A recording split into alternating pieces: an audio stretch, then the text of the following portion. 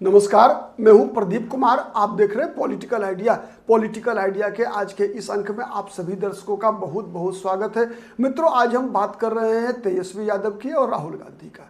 क्यों? इसलिए कि दोनों के दोनों वोटर अधिकार यात्रा में साथ साथ घूम रहे हैं। 16 दिनों की यात्रा है और 16 दिनों की यात्रा में ये 23 जिले की खाक छानेंगे। 50 विधानसभा क्षेत्रों से इनकी यात्रा गुजरने वाली है और लगातार तेजस्वी यादव अपने मोहिनी मंत्र से, मोहिनी रूप से राहुल गांधी को लगातार मोहने का प्रयास कर रहे हैं। असल में हम इसे समझने का प्रयास करेंगे कि किन परिस्थिति में अभी जब मौका तेजस्वी यादव के दुल्हा बनने का है। दुल्हा मतलब ब्याह वाला दुल्हा नहीं, बल्कि सत्ता का कुर्सी के साथ विवाह। तो फिर कहावत है, हंसुआ के ब्याह में खुरपी का गीत। मतलब अभी 4 साल का समय है लोकसभा चुनाव का। तो तेजस्वी यादव नवादा की सभा में राहुल गांधी के प्रधानमंत्री बनने की बात क्यों कर रहे हैं? क्यों तेजस्वी यादव अभी वो राग छेड़ रहे हैं जिस राग के छेड़ने का अभी समय नहीं है। अभी तो समय था तेजस्वी यादव के मुख्यमंत्री पद की उम्मीदवारी की घोषणा का। तो क्या तेजस्वी यादव इसीलिए राहुल गांधी का मन मोह रहे हैं? चूंकि राहुल गांधी का शायद कहीं ना कहीं तेजस्वी यादव के मन के अंदर यह शक बन रहा है कि कांग्रेस कोई नया खेल कर सकती है। साथ में है, साथ में दोनों का शरीर है, क्या दिल भी मिला हुआ है साथ में? इसका जवाब ढूंढने का प्रयास करते हैं आज हम इस वीडियो में और ये जानने का प्रयास करेंगे कि आरजेडी की रणनीति क्या है, कांग्रेस की रणनीति क्या है और इन दोनों की रणनीति में सत्ता इनके हाथ आ रही है या सत्ता फिसल भी सकती है। तो सबसे पहले शुरुआत करते हैं बिहार की वर्तमान राजनीतिक परिस्थिति से। तो उसमें हम पाते ये हैं कि बिहार में देखिए मुख्यमंत्री पद के 2 चेहरे जनता के सामने स्पष्ट दिख रहे हैं। 2 उम्मीदवार हैं। एनडीए के उम्मीदवार नीतीश कुमार। महागठबंधन में भले ही घोषणा नहीं हुई हो, लेकिन सबसे बड़े उम्मीदवार के रूप में न केवल दलों की ओर से बल्कि आम जनता की तरफ से सबसे बड़ा चेहरा अगर किसी का है तो तेजस्वी यादव का। आम जनता के अगर पॉपुलर मैंडेट को आधार बनाया जाए तो बिहार में तेजस्वी यादव से बड़ा चेहरा कोई नहीं है। अनडाउटेडली, कोई शक नहीं है। नीतीश कुमार अपनी लोकप्रियता खो चुके हैं। इसीलिए जितने भी सर्वे आ रहे हैं लगभग 35 से 40% के बीच में तेजस्वी यादव मुख्यमंत्री के रूप में लोगों की पसंद लगातार बने हुए हैं। दूसरे नंबर पर नीतीश कुमार हैं। 15, 16, 17, 18 ऐसे मिल रहा है। प्रशांत किशोर को कैसे 18% मिल रहा है? 15% मेरी समझ से बाहर है। ठीक है, मेरी समझ से इसलिए बाहर है कि वर्तमान बिहार में मैं खुलेआम, मैंने कई बार कहा है, किसी भी सवर्ण के, उसमें भी ब्राह्मण जाति के व्यक्ति के मुख्यमंत्री बनने की संभावना नहीं के बराबर है। क्योंकि अगर प्रशांत किशोर अगर एक गंभीर उम्मीदवार भी बन गए तो प्रशांत किशोर के खिलाफ ध्रुवीकरण होगा। तो इसीलिए मेरा मानना ऐसा है। बहुत सारे दर्शक सहमत नहीं होते हैं, तो सही है, स्वाभाविक है कि मेरी हर बात से सब कोई सहमत होंगे, ऐसी कोई बात नहीं है। मुझे जो दिखता है, मैं जो देख रहा हूं, जो नंगी आंखों से मुझे दिख रहा है, वो यही दिख रहा है कि प्रशांत किशोर के लिए अयोग्यता एक ही है। अगर प्रशांत किशोर किसी दलित समाज से होते, किसी अति पिछड़ा समाज से होते, तो शायद जिन मुद्दों के आधार पर और जिस प्रकार से संघर्ष की राजनीति प्रशांत किशोर करने का प्रयास कर रहे हैं, प्रशांत किशोर मुख्यमंत्री होते। खैर, आज मुद्दा हमारा प्रशांत किशोर नहीं है, बल्कि हम तेजस्वी यादव के मोहिनी रूप की बात कर रहे हैं कि राहुल गांधी का क्या उसमें संबंध बनता है।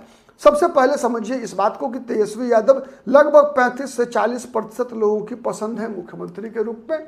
लेकिन ये पर्याप्त नहीं होता है। पर्याप्त क्यों नहीं होता है? आप याद कीजिए कि बिहार की राजनीति में 2 पक्ष है इसका।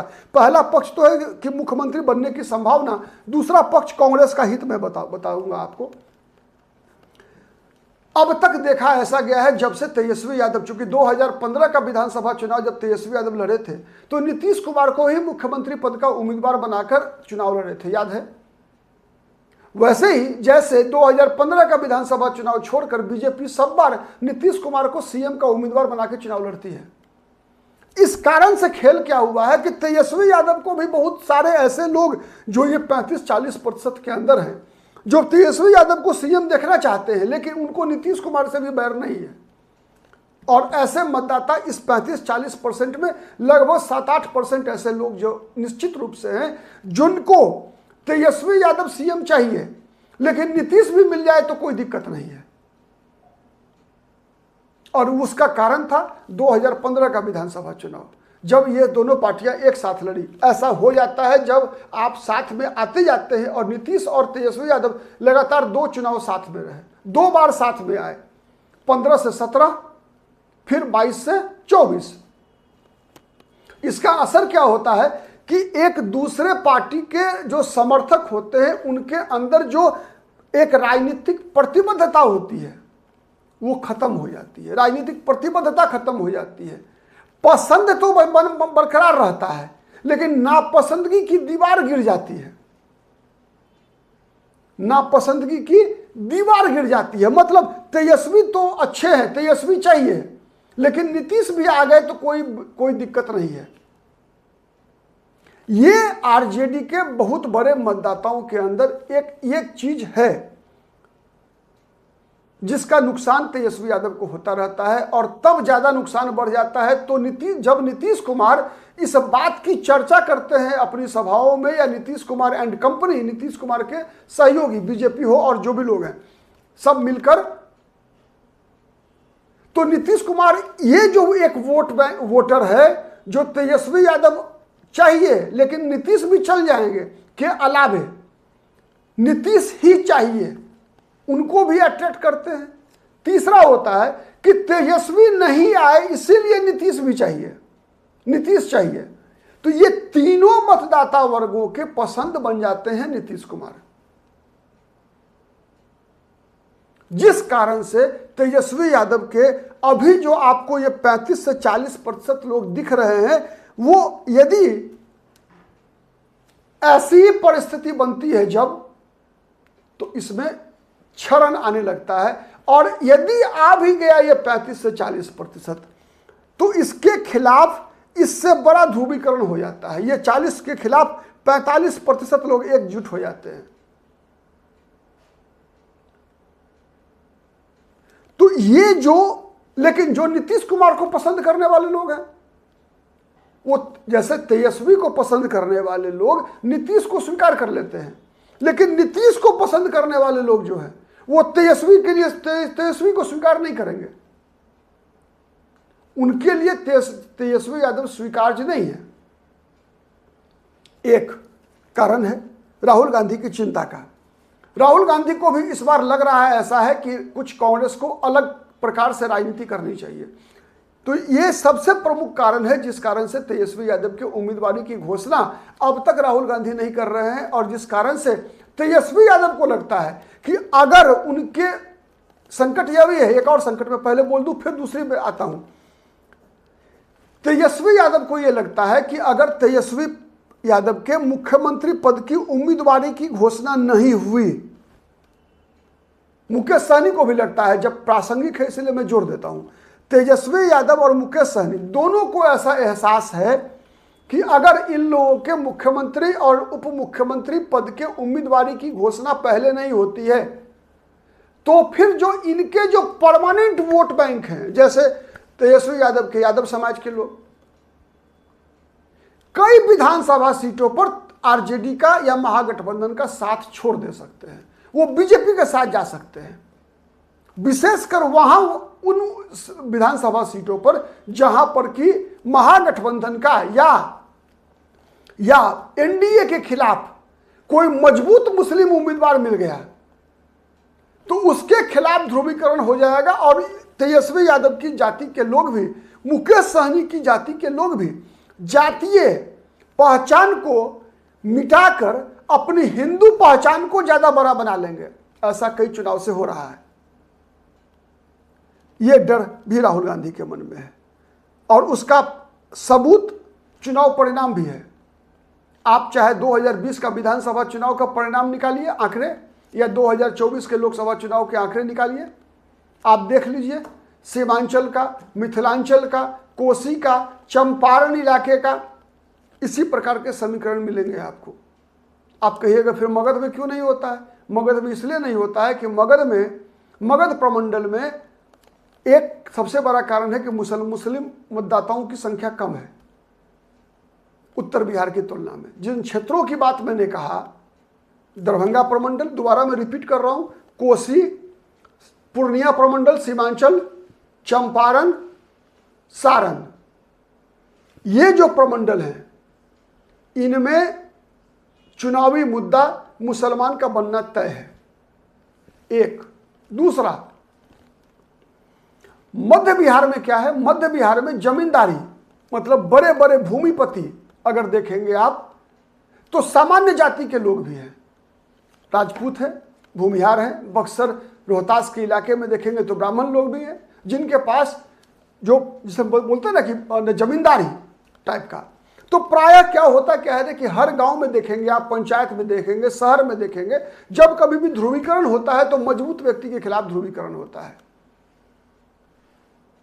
तो इसीलिए मगध प्रमंडल में शाहाबाद में ध्रुवीकरण सवर्णों के खिलाफ होता है। मुसलमान कम है तो मुसलमान के खिलाफ होगा नहीं। लेकिन उत्तर बिहार में सबसे बड़े बड़े भूमिपति अगर आप देखेंगे तो यादव जाति के लोग भी बहुत बड़े बड़े भूमिपति हैं और मुसलमानों की भी आबादी ज्यादा है। और सवर्णों, जो मैंने बताया कि ये 3 जातियां, इनके पास वो जमीन नहीं है जिस प्रकार से मगध और शाहाबाद प्रमंडल में होता है, जिस प्रकार से मुंगेर प्रमंडल में है। मुंगेर प्रमंडल में चले जाइए, बेगूसराय, खगड़िया जैसे इलाकों में आपको सवर्णों के पास जमीन मिलेगा। लेकिन ये जो प्रमंडल मैंने बताया इसमें सबसे बड़े बड़े जमींदार आपको मिलेंगे यादव जाति के मिलेंगे।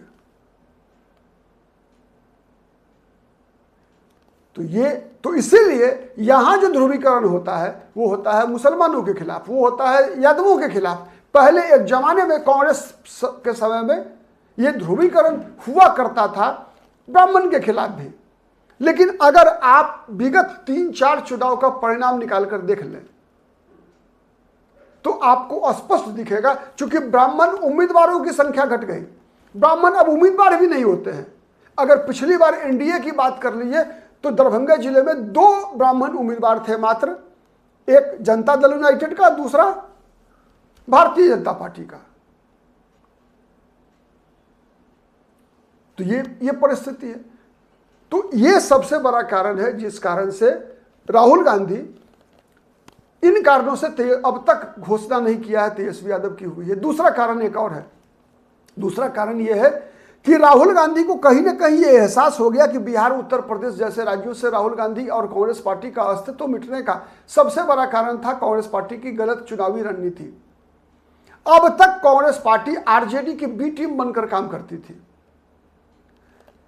तो कहावत है कि बी टीम से ए टीम आप कब बनेंगे, जब आपकी साथी कमजोर होगा तभी तो। वर्तमान परिस्थिति यह है कि आरजेडी इतिहास में अपने सबसे कमजोर दौर से गुजर रही है। यही मौका तेजस्वी और राहुल गांधी को लगता है कि बिहार में हम ये आरजेडी की बी टीम होने का दाग मिटा सकते हैं।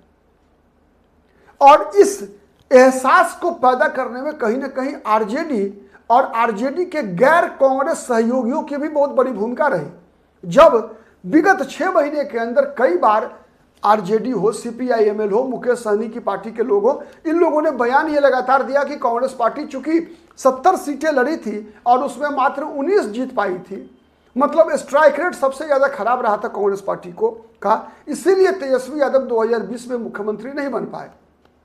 इसीलिए कांग्रेस को सीटें नहीं देनी चाहिए, कम सीटें देनी चाहिए। यह भी एक कारण बना जब राहुल गांधी ने इसे प्रतिष्ठा से जोड़ा कि नहीं, बिहार में हम कांग्रेस को मजबूत कर सकते हैं, करेंगे। और देख लीजिए, दलितों का मुद्दा हो, चाहे वो एसआईआर का मुद्दा हो, चाहे वो अल्पसंख्यकों का मुद्दा हो, और राहुल गांधी के प्रयासों को कहीं ना कहीं समर्थन मिल रहा है 2024 के आंकड़ों से भी, 2020 के बिहार विधानसभा चुनाव के आंकड़ों से भी। कई ऐसी सीटें आपको उदाहरण दिखेगा सीमांचल में, विशेष रूप से जहां पर कि मुस्लिम आबादी है, वहां पर आरजेडी से मुसलमानों का दुराव हो रहा है, लेकिन कांग्रेस से नजदीकी बढ़ रही है। लोकसभा चुनाव परिणाम की बातें बताऊं, 4 लोकसभा सीटें सीमांचल में, पूर्णिया, अररिया, कटिहार, किशनगंज। कांग्रेस 2 पर लड़ी, दोनों जीत गई। आरजेडी 2 पर लड़ी, दोनों हार गई। विधानसभा चुनाव में सीमांचल में कांग्रेस भी लड़ी 11, आरजेडी भी लड़ी 11, 24 सीट है। कांग्रेस 11 में 5 जीती, आरजेडी 11 में 1 जीती। कई आंकड़े गवाह है। तो इसीलिए राहुल गांधी को लगता है दलित आरजेडी के आक्रामक समर्थकों से डरते हैं। यह भी एक कारण है। यही कारण है कि कई विधानसभा सीटों पर यादवों के खिलाफ भी ध्रुवीकरण हो जाता है और इस ध्रुवीकरण को कराने में नीतीश कुमार माहिर माने जाते हैं। अति पिछड़ा को आगे करके यादवों के खिलाफ प्रतिक्रिया कराना नीतीश कुमार का यह लगातार 1996 से ही नीतीश कुमार की यह प्रैक्टिस रही है।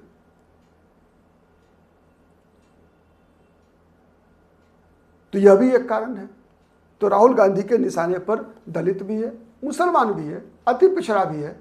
अब देखते हैं इसमें क्या सफल होते हैं। लेकिन तेजस्वी यादव का जो मोहिनी मंत्र यही है कि राहुल गांधी के प्रधानमंत्री की चर्चा इतनी बार करो कि राहुल गांधी खुश हो जाएं और तेजस्वी यादव के किसी तरीके से मुख्यमंत्री पद की उम्मीदवारी को इंडोर्स कर दे। साथ ही विगत चुनावों की तरह ही जो भी सीट आरजेडी दे कांग्रेस पार्टी को, कांग्रेस लड़ने को तैयार हो जाए। इसीलिए कहीं ना कहीं अपनी बातों से राहुल गांधी को मोहने का प्रयास लगातार तेजस्वी यादव कर रहे हैं। आज के लिए इतना ही। बहुत बहुत धन्यवाद। नमस्कार। जय हिंद, जय भारत।